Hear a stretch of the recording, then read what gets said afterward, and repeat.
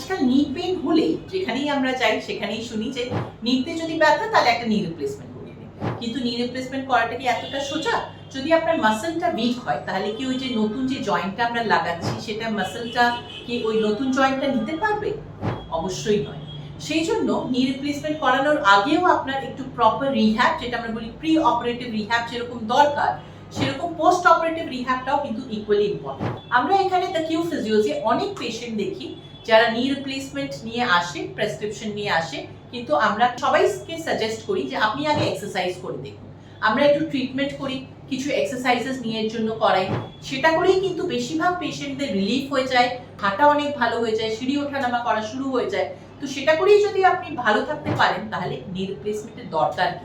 আমরা চাই কিভাবে ন্যাচারাল জয়েন্টটাকে রিটেন করা যায়, যাতে আমাদের পেশেন্টরা স্বাভাবিকভাবে এক্সারসাইজ করে ভালো থাকতে পারে, নি জয়েন্টটা বেটার করতে।